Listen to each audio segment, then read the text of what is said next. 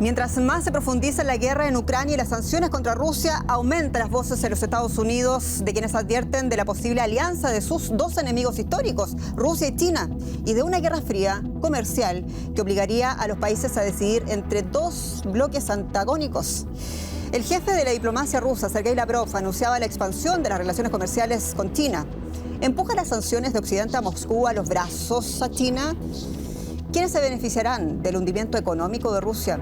Por eso hoy en A Fondo nos preguntamos, ¿guerra de Rusia contra Ucrania? ¿China baraja las cartas?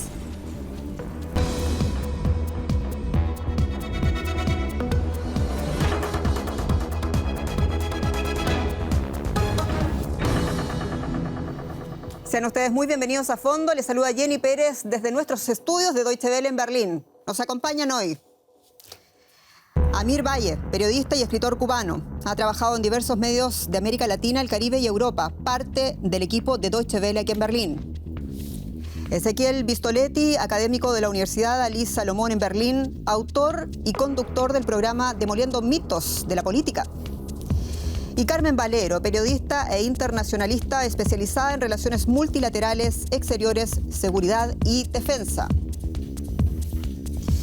Bueno, y en esta edición vamos a hacer el ejercicio de alejarnos un poco del teatro de guerra y más bien concentrarnos en las consecuencias a mediano plazo, a largo plazo de esta guerra. ¿Cuál es el papel de China y de los Estados Unidos, por ejemplo, en una eventual profundización del conflicto, incluso una salida política? ¿Y qué esperan los gobiernos del mundo, especialmente los latinoamericanos? Debata con nosotros, por favor, a fondo@dw.com o a través de nuestra publicación en YouTube. Y comenzamos inmediatamente, mucho de qué hablar, y parto contigo, Carmen. ¿Por qué hablamos de China en este punto de la guerra? Y te lo pregunto porque están aumentando también las voces que advierten que es hora de una salida negociada que incluya a Pekín. Bueno, yo creo que en este momento hablar de una salida negociada es una utopía. No habrá negociaciones hasta que Vladimir Putin considere que ha alcanzado su objetivo militar. De momento no lo ha hecho. Empezó la guerra con un 7% de la zona del Donbass. En estos momentos controla el 23%. No sabemos hasta cuándo va a llegar, pero lógicamente Putin todavía no ha dicho hasta qué ha llegado. La intervención de China, yo creo que la mediación de China por el momento la descarto, en tanto y cuanto es parte, aunque sea de una manera un poco oculta de este conflicto. Ellos siguen hablando de operación militar especial, no de una guerra. Tiene mucho más intereses con Rusia que con Ucrania y con la Unión Europea y Estados Unidos, con lo cual yo creo que Rusia, si negocia, va a intentarlo de una forma bilateral. Pero, Mir, ¿qué es más importante para China o sería más importante mantener su status quo antes de la guerra que permita seguir creciendo como lo estaba haciendo, o la decadencia de Rusia que le permite afianzar, por ejemplo, los objetivos estratégicos a futuro que se fijó el Partido Comunista de China ya en los cónclaves que hemos visto? Mira, China siempre ha esperado. No hay que olvidar la paciencia china. Eso es algo que en política ellos han establecido a lo largo del tiempo. Yo creo que ahora China lo que va a estar tratando es de ver qué sucede y cómo se posicionan las distintas potencias o los distintos grupos de potencias en el mundo. ¿Qué hace Estados Unidos? ¿Qué hace la Unión Europea? No hay que olvidar algo. O sea, China, como quiera que sea, es el primer socio comercial de Rusia. Y eso la obliga a tener también, desde el punto de vista económico, algunas, vamos a decir, ponerse algunos límites ellos mismos. Y los chinos siempre han priorizado por encima de la ideología las influencias y las relaciones económicas. Por eso estoy de acuerdo con Carmen. O sea, creo que no va a haber, o por lo menos en los próximos días no vamos a ver ninguna presencia directa de China intentando negociar. Y hasta ahora lo que hemos visto es que cada vez que a ella se le ha llamado o que de algún modo ha sido mencionado en los distintos foros de discusión en organismos internacionales, ellos se han plegado a la opción de vamos a esperar. Muy bien. Hecho es que Rusia ha profundizado un trato comercial con China hace poco, y también es un hecho que China ha acogido a Rusia, incluso en un discurso político bastante que no deja, digamos, lugar a la imaginación. También otro hecho es que la economía de Rusia está fuertemente afectada y va a seguir peor según las proyecciones. ¿A quiénes o quiénes se benefician con el hundimiento de la economía rusa? Yo comenzaría con la relativización del hundimiento de la economía rusa, porque el rublo aparece por las nubes, la inflación controlada, Rusia presenta reservas internacionales muy grandes, porque parecía preparada para esta invasión. Más allá de eso, sin lugar a dudas, este conflicto, como parte del nacimiento de un nuevo orden mundial, sí determina un acercamiento de Rusia a China, naturalmente, frente a un enemigo común, Estados Unidos, y también considerando la complementariedad de las economías. Ahora, en la historia de China y Rusia no siempre aparecieron unidos. De hecho, en algún momento protagonizaron una guerra, en un momento una ruptura entre Mao y Khrushchev. También, sin embargo, este conflicto está generando este acercamiento y de cara al futuro, no en el corto plazo, pero sí a mediano y largo plazo, esto genera naturalmente una alianza en torno a un nuevo polo en este nuevo orden mundial alrededor de China. Por eso, a largo plazo, esto para Estados Unidos representa un mal negocio. Eso te quería decir precisamente, estaba también esa reflexión que sorprendió a muchos, especialmente a quienes todavía no daban ni siquiera por vivo a Henry Kissinger, el ex secretario de Estado de la era Nixon, quien Davos sorprendía haciendo una fuerte crítica a Biden, pero también diciendo, ojo lo que está pasando con el envío de armas de Occidente a Ucrania, ojo con lo que está pasando con todas las sanciones, porque lo que están haciendo es empujando básicamente, ¿no?, a Rusia a los brazos de China. No lo dijo de esa manera, pero eso fue lo que sugirió. Recordó también Kissinger que la economía, y esto es una cuestión que abro el debate de todos, la economía de Rusia es una economía capitalista y lo es bajo Vladimir Putin. Ahora no lo es más por el tema de las sanciones. Entonces, en ese punto que menciona Ezequiel sobre el nuevo orden mundial, donde eventualmente Rusia y China serían socios, pierde Estados Unidos, pero no solamente Estados Unidos, también Occidente, ¿o no? ¿Quién quiere? Mira, Occidente, Europa, Alemania. Yo voy o sea, hay que decir algo que creo que es un detalle muy importante que suele pasarse por alto. Estamos hablando que el poderío, digamos, de Occidente, básicamente, está establecido sobre la base del poderío que se le concedió después de la Segunda Guerra Mundial a Estados Unidos con el predominio del dólar como una moneda de circulación internacional. Ese es el poderío que tiene Occidente, básicamente, en el cual, por ejemplo, Estados Unidos sale ganando porque puede limpiar su enorme déficit, puede limpiar su deuda pública inmensa sobre la base de que todo el dinero del mundo pasa por ellos. Ahora, cuando en Estados Unidos la mayoría de los sectores, digamos, inteligentes, la inteligencia está hablando de justamente eso, a lo que se está refiriendo es no a que haya una alianza ni ideológica, ni económica, ni nada, sino sencillamente al peligro de que Estados Unidos pierda su protagonismo a nivel internacional por el surgimiento o digamos, el establecimiento de un sistema de monedas en el cual el dólar sea una moneda más. Pero en relación a eso, no la moneda de es un punto clave, porque lo que estamos viendo acá de parte de Rusia ha sugerido y le ha pedido a China hacer un sistema monetario incluso aparte, distinto a la dolarización. Y estamos hablando de cosas concretas. Ya se está haciendo, ya se está haciendo. Exacto. O sea, además, junto no solamente Rusia y China, sino también con India, se crea un mercado en el que vuelve a funcionar el trueque, por decirlo de alguna manera, y el comercio se realiza en monedas locales. La rupia que entre el rublo y el yuan chino contra la rupia, etcétera. Evidentemente, ahora eso es a largo plazo. Ahora mismo, por ejemplo, la gran economía china, su moneda, solamente representa el 1% del comercio global.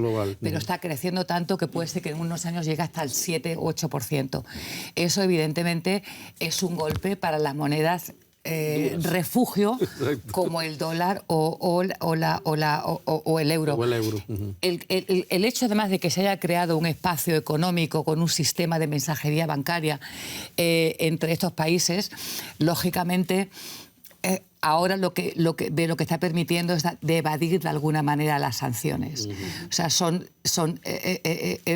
es un comercio, es un intercambio que no pasa efectivamente por el sistema internacional, y eso está permitiendo de alguna manera, bueno, no que Rusia de alguna manera pueda suplir el 40% del mercado que ahora le proporciona la Unión Europea, pero sí un cierto balón de oxígeno. Pero lo concreto, se está profundizando este antagonismo entre los Estados Unidos y China con el tema de la guerra de Ucrania. Ya se está hablando de esta guerra fría comercial que está obligando a muchos de los países grandes, pequeños, a alinear fuerzas. Vemos lo que está pasando en la región del Indo-Pacífico, pero también vemos, por ejemplo, lo que está pasando incluso a nivel político, digamos, en la Cumbre de las Américas. políticas que tiene lugar ahora mismo en los Estados Unidos.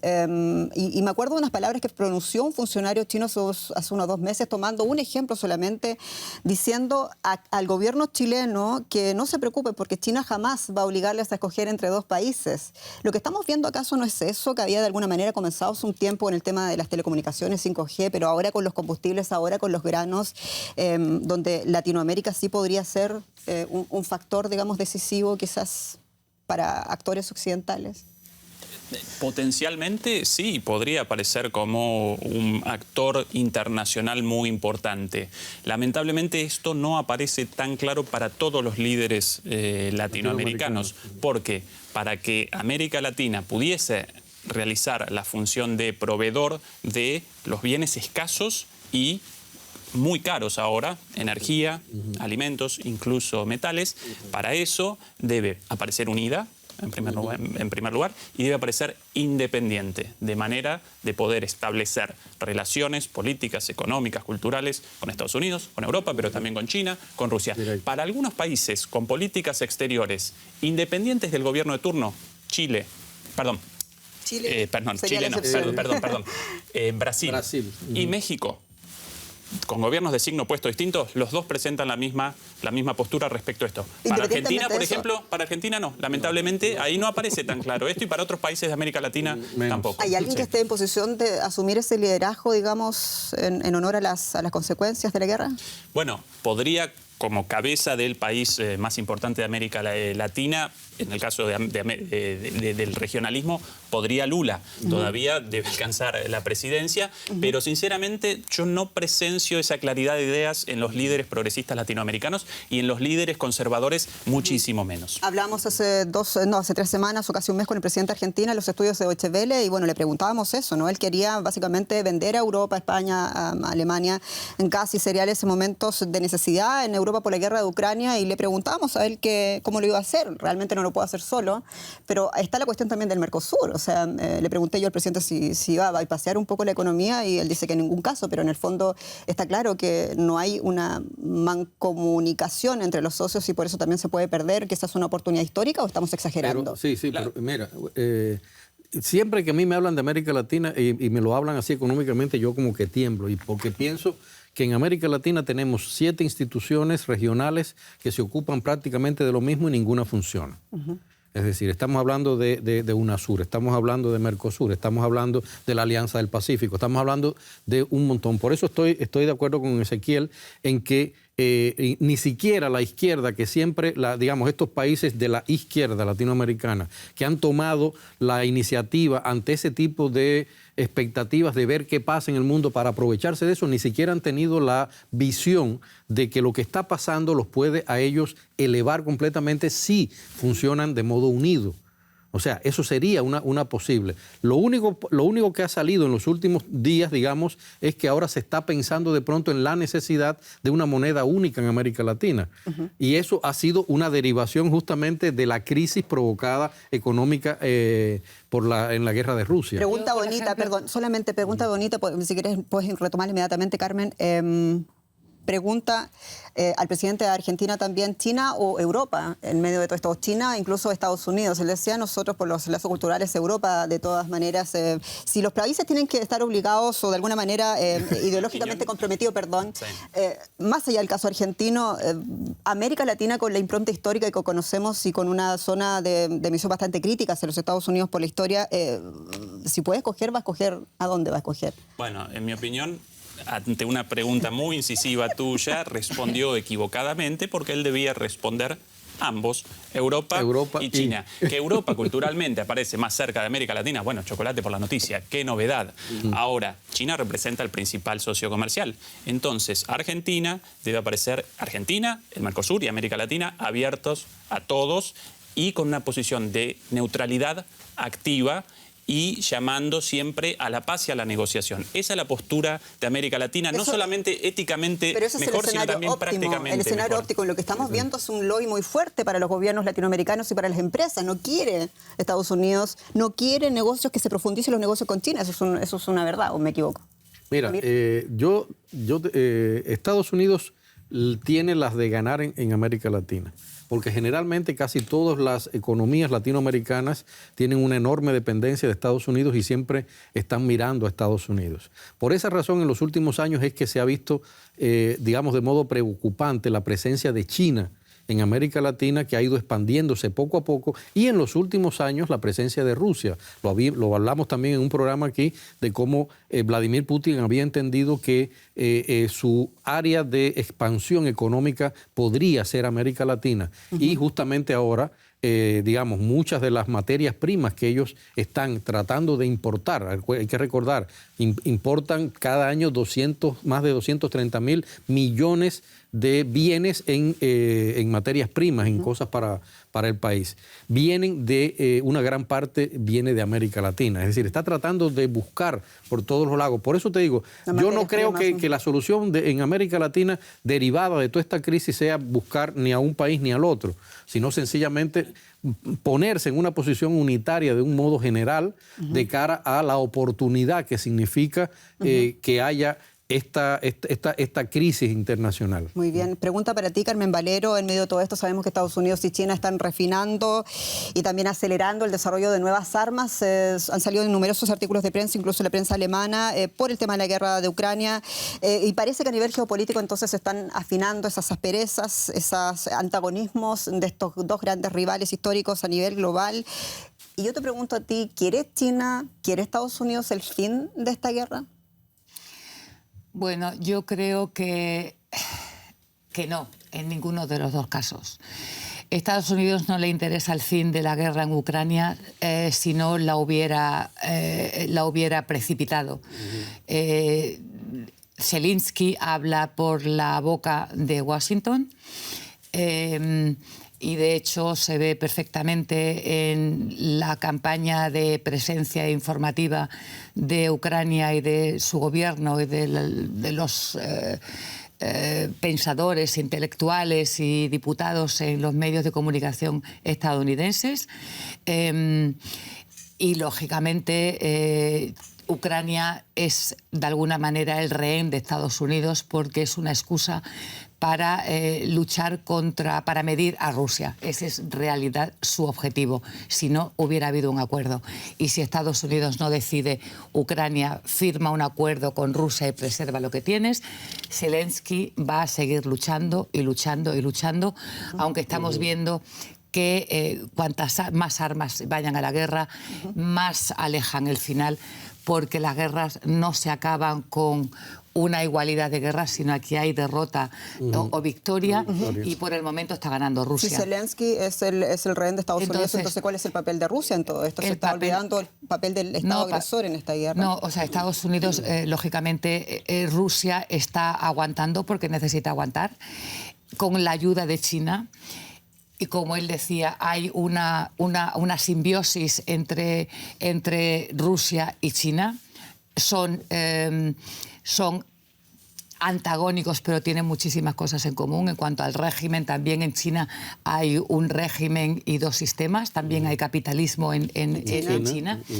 Y sobre todo lo que estamos viendo es precisamente esa formación de un bloque con dos concepciones distintas. Para China tiene, y siempre lo ha seguido, tiene una visión continental del mundo. Europa es una península del continente euroasiático. Tenemos una única capa tectónica. Rusia ve Eurasia de una forma continental. Europa lo ve de una forma absolutamente peninsular. Y China poco a poco se va a hacer con el control del continente de mil maneras posibles en beneficio propio. De momento lo que estamos viendo con el tema del gas es que si el gobierno alemán va a invertir 100.000 millones de dólares en la reforma del ejército, es la cantidad que China va a invertir en Rusia para crear un nuevo gasoducto que vaya desde Siberia a través de Mongolia hasta Shanghái. Al mismo tiempo... ¿Eso sería un jaque mate para la economía mundial? No solamente es un jaque mate, es que además va a desplazar las importaciones de los países supuestamente amigos de Estados Unidos, se me refiero al Golfo. En el momento que China acepte el gas licuado que está recibiendo los países del Golfo, lo compre en Rusia, los barcos van a ir por la costa y van a evitar el estrecho de Malaca, que como todos sabemos es el único paso por el que todo el gas que viene de América Latina, de Venezuela o de los países del Golfo pasan. En el Golfo, y estratégicamente es tremendamente importante porque en ese Golfo está la séptima flota de Estados Unidos que controla Singapur. Si en un momento determinado, supongamos que dentro de no sé cuánto tiempo hay una escalada de conflicto a nivel global, Estados Unidos puede cortar el estrecho de Malaca. Hablemos de Taiwán, por ejemplo, que es aparentemente lo más cercano. Por ejemplo. Tenemos que seguir avanzando, pero... Sí, simplemente el comentario de que el giro de Rusia, de Europa y en particular de Alemania hacia China, para Alemania representa un pésimo negocio. Vamos a hablar en detalle de lo que dijo Merkel, de lo que también ha hecho el canciller Scholz. Muchas gracias por la acotación. Importante tema, por favor, quédese con nosotros. Hace 3 meses, China y Rusia sorprendían al mundo con una nueva alianza política y económica. El objetivo es, naturalmente, aumentar drásticamente el comercio bilateral a $250.000 millones al año. Pero en un trato entre desiguales, ¿quién se beneficia? China es el socio comercial más importante de Rusia. Moscú destina a este país una quinta parte de sus exportaciones. Para China, en cambio, Rusia no está entre sus 10 principales socios comerciales, pero el Kremlin sigue considerando vital esta alianza. Eurasia se está convirtiendo en la región más prometedora del mundo. Tenemos que aprovechar este desarrollo. Y no debemos depender del dólar o del sistema SWIFT, sino más bien desarrollar nuestros propios sistemas de pago. No obstante, Europa y Estados Unidos son los principales compradores de productos chinos. Por lo tanto, Pekín no quiere dañar sus relaciones con estos importantes socios comerciales, apoyando demasiado a Putin en su guerra contra Ucrania. Si Europa o Estados Unidos impusieran sanciones económicas a China, el gigante de las exportaciones perdería miles de millones. Y cuando se trata de dinero, incluso la amistad con Putin parece tener sus límites. ¿Es la alianza ruso-china solo un amague de poder? Seguimos en A Fondo discutiendo desde Berlín con la pregunta para Ezequiel Pistoletti. ¿Es la oportunidad, Ezequiel, acaso para que China rompa la hegemonía de los Estados Unidos en Asia? Yo no caracterizaría a Estados Unidos como hegemónico en Asia. De hecho, ya desde hace tiempo China aparece como hegemónico en Asia. Sí, como recién recordaba Carmen, Estados Unidos presenta presencia militar en Singapur, y eso podría determinar el corte del comercio de China hacia el mundo. Por eso la iniciativa de la franja de la seda y de la ruta de la seda, para generar un corredor cultural, económico, político, comercial, financiero hasta Europa. Esto, como recién remachaba, para Alemania representa un mal negocio, porque Alemania lo caracterizan como el campeón mundial de la globalización desde los años 80. Sí, pero dijeron que todo eso había cambiado con la guerra, es un punto el director general de la BASF o BASF, la principal empresa alemana de química, el otro día respondía que para el éxito de Alemania en la globalización aparecían 2 factores. Por un lado, el poderío de la industria alemana, y por otro lado, el gas barato ruso. Sí, muy bien, pero estamos viendo ahora un poco del punto. El punto es hegemonía de Estados Unidos para que China, digamos, tenga la oportunidad de la toma. Y me pregunto también, tú hablas de Estados Unidos, de que no es hegemónico en la región de Asia. Sin embargo, estamos olvidando que no está solo. Está no solamente Singapur, hay que mencionar a Corea del Sur, hay que mencionar a Japón también. ¿Qué pasa cuando uno nombra a los otros actores allí? No, pero estamos hablando de una zona comercial. O sea, si Rusia, China e India de alguna manera forman ese bloque comercial, que por cierto, 3 potencias nucleares, dicho sea de paso, estamos hablando de 3.000 millones de personas, 3.000 millones. Y además, entre ellos, economías emergentes, donde el mercado es tan virgen, es tan abierto, ofrece tantas oportunidades, que Estados Unidos no lo puede contener. O sea, es absolutamente imposible que lo contenga. Y luego, lógicamente, China está avanzando no solamente hacia Asia, porque repito que su concepción va desde Siberia, Shanghái hasta Lisboa, porque tiene una visión continental continental. Está desde la época del COVID, cuando todo el suministro se interrumpió y había muchísimos problemas para adquirir productos de China, para llegar al producto de China, China ha desarrollado una red de ferrocarriles tan brutal que están 50.000 ferrocarriles de mercancías llegan todos los días a Europa, vía los Balcanes, vía Hungría y por todo lo demás, con lo cual China es imparable desde ese punto de vista. ¿Esta mesa está de acuerdo en que China está imparable? Me pregunto yo entonces si es la hora, más que nunca, de la realpolitik para todos los gobiernos, incluyendo los latinoamericanos que tú muy bien conoces. Amir, esto de hacer ese equilibrismo político entre llevarse... Algunos llevar la paz con Dios y con el diablo, dicen por ahí, llevarse bien con Estados Unidos, llevarse bien con China, quien sea el Dios y el diablo. Yo eso no lo quiero tematizar acá, pero es hora de la realpolitik, y eso es para todos los gobiernos independientemente de su bandera política, ¿o no? Bueno, es que la realpolitik está aplicándose hace ya más de 10 años acá y sobre todo en Europa, más que nada. Yo pienso que sí, Yanni. Mira, uno tiene que acordarse de algo. Estamos hablando ahora de una guerra que ha sido acelerada. O sea, de un conflicto que ha sido acelerado por una guerra, por un conflicto exterior.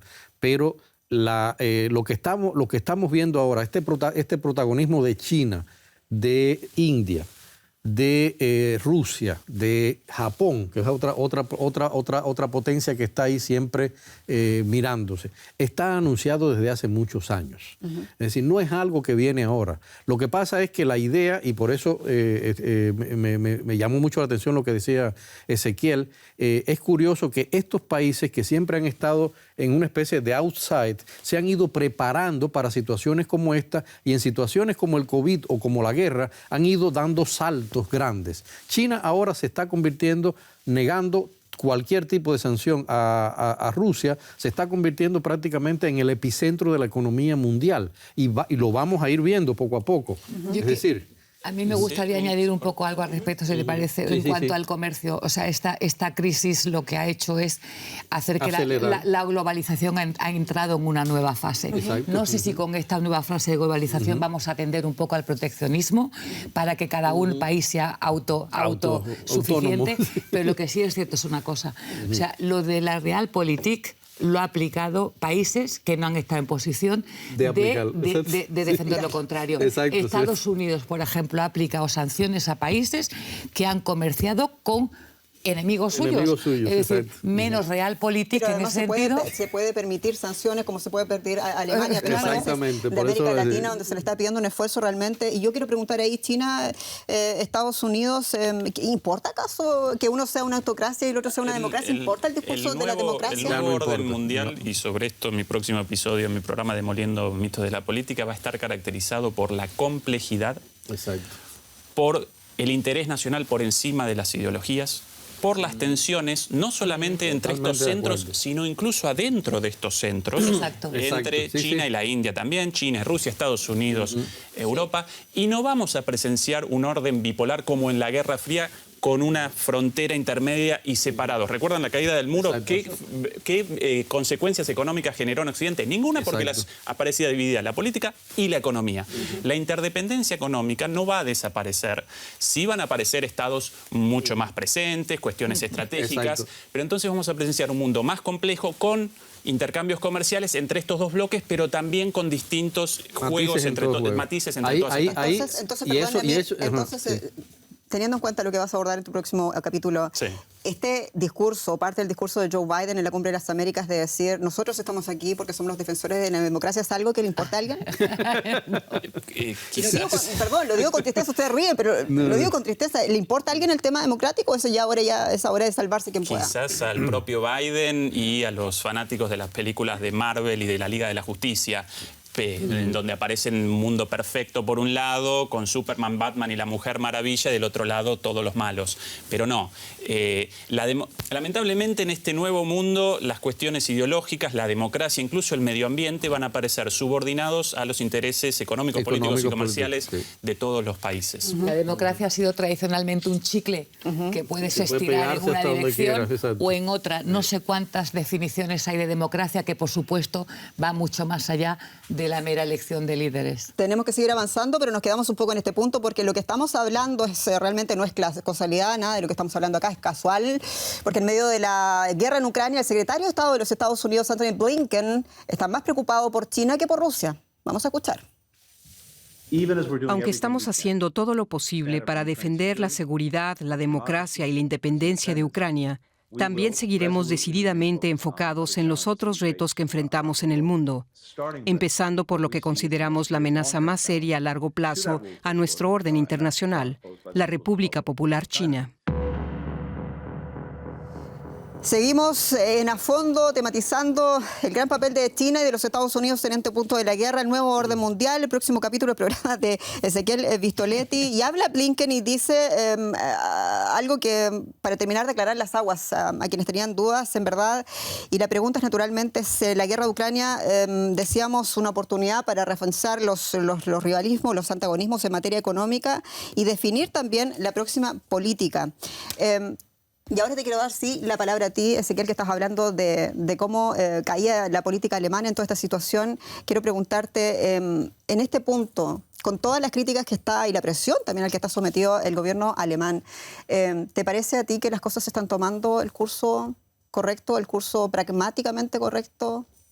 Para mí la política de Alemania y la política de Europa desde antes de la guerra con Rusia representa una política equivocada de subordinación automática a los Estados Unidos sin responder a los propios intereses de Europa. En este contexto en particular, el envío de armas no coadyuva la solución del conflicto, sino que retrasa la resolución, genera más muertes, genera una remilitarización de Ucrania. Para mí cometen un error. De alguna manera la prudencia de Scholz retrasa un poquitito esto, pero es cierto que lo ametrallan de todos lados, en el ámbito político y en el ámbito de los medios de comunicación también. ¿Arme Scholz, o pobre Scholz? Genera un poco de penita, pero de responsabilidad de él y de la dirigencia política alemana y europea de haber acompañado políticas equivocadas durante años y de todavía acompañarlas, en mi opinión. Amir Bay. No, es que estoy de acuerdo totalmente con él. Primero hay que recordar que una de las cosas de esto es que estamos hablando de algo que todo el mundo lleva años diciendo que se podía evitar. Es decir, no es algo que surgió de la nada y que de pronto nos cayó en las manos. Es sencillamente el resultado de la mala política de la Unión Europea, de la dependencia de la Unión Europea, como dice, hacia Estados Unidos, hasta el punto de que han sido incapaces de crear un mecanismo regional de defensa propio y tienen que depender para la defensa y la seguridad de una región, de un organismo que está totalmente controlado por una potencia que generalmente suele verse como enemiga. Es algo muy curioso, ¿no? ¿Pero qué pasa con la agresión de Vladimir Putin, de Rusia en todo esto? Hay también quienes critican que en ese análisis se deja fuera realmente la invasión. No, de ningún modo. No, es que no se deja de ningún modo. Lo que pasa es que justamente tenemos eso. O sea, primero políticas erradas, falta de compromiso, de cumplir los compromisos, tanto Estados Unidos como la Unión Europea de cara a Rusia. Nosotros en Cuba tenemos un dicho muy claro: no le pongas la mano en la boca al perro que te muerde. Punto. Eso es lo que ha pasado. Carmen, ¿querías agregar algo sobre este tema? No, simplemente una cosa, que Europa no debe olvidar que independientemente de lo que pase en esta guerra, Rusia no va a desaparecer. Rusia está en el continente euroasiático, es una potencia nuclear y pase lo que pase, el diálogo con Rusia hay que retomarlo. La estructura de seguridad europea pasa también por Rusia. Estados Unidos, lógicamente, a 6.000 kilómetros, pues dice, pues vale, pues apañarlas como podáis. Y yo creo que los europeos deben tomar conciencia que Rusia está para quedarse. Una pregunta muy cortita. ¿Con Merkel hubiese sido distinto? ¿Sí o no? Respóndeme, no. Probablemente no. Perdona, y con quien no hubiera sido distinto es posiblemente con Donald Trump en la Casa Blanca. Ay, lo vamos a ver a continuación, porque por primera vez, y este es el asunto, por eso toco el tema, desde el inicio de la guerra, por primera vez, la ex canciller Angela Merkel apareció en un acto público, dijo muchas cosas, dijo que Rusia cometió un error brutal, que es un acto de agresión ilegal, pero no se disculpó por su política hacia Moscú, que ha sido además muy criticada por los sectores especialmente más conservadores. Vamos a escuchar a Merkel. Él quiere destruir la Unión Europea porque la considera precursora de la OTAN, pero no puedo ignorar su existencia. Antes de iniciar una guerra contra Rusia, tenemos la obligación de agotar la vía diplomática.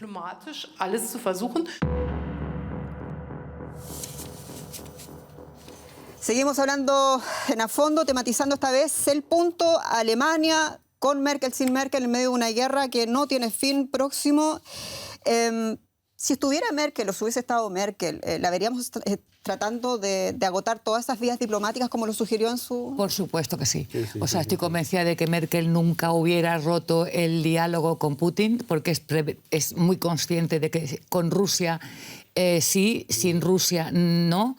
Y yo creo que los líderes europeos, que casualmente son prácticamente mayoría socialdemócrata, han tomado un camino en el que han reaccionado de una manera muy poco acorde a lo que es la ideología socialdemócrata. Pero todo lo que está pasando y lo que estamos viendo a nivel incluso de su propio de su propio partido, el social del ex ministro de la canciller Merkel, es básicamente borrar todo lo que ella había hecho en la política, no solamente hacia Rusia, sino también hacia China.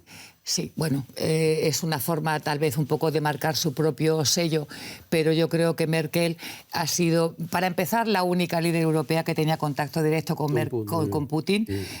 Cuando salió Merkel no había absolutamente ningún interlocutor que Putin apreciara, consideraba que estaba a su mismo nivel, y eso lógicamente ha tenido efecto en las negociaciones y en todo el proceso que estamos asistiendo. Nos quedamos en el tema Merkel, sigo contigo, Vistoletti, pero antes, muy breve, ¿por qué puntualizabas que con Donald Trump sí hubiese sido distinto? Muy breve. Hubiera sido distinto porque ningún país europeo, empezando por la propia canciller alemana o por la propia Alemania, hubiera seguido el curso a un presidente impredecible, belicista.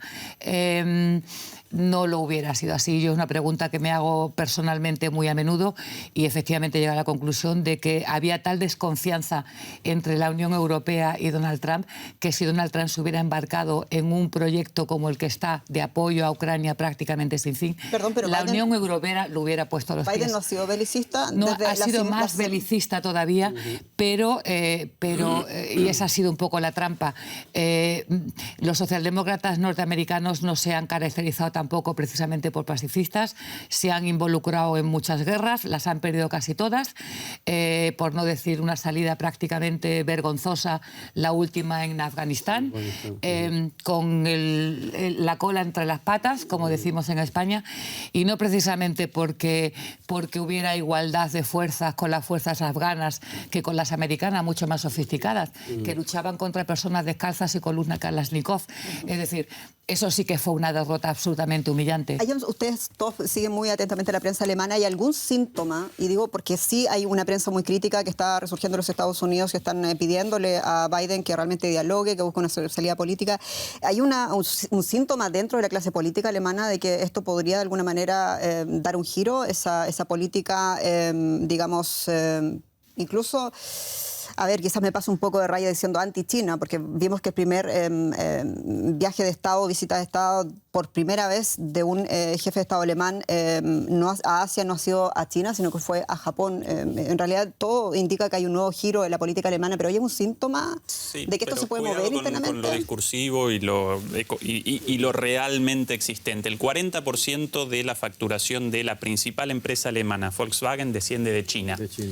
Así que en la medida de lo posible, Alemania no va a abandonar el vínculo con China. Ahora, va a aparecer sin el gas confiable, bueno y barato de Rusia. Y ese el mal negocio de Alemania en esta guerra.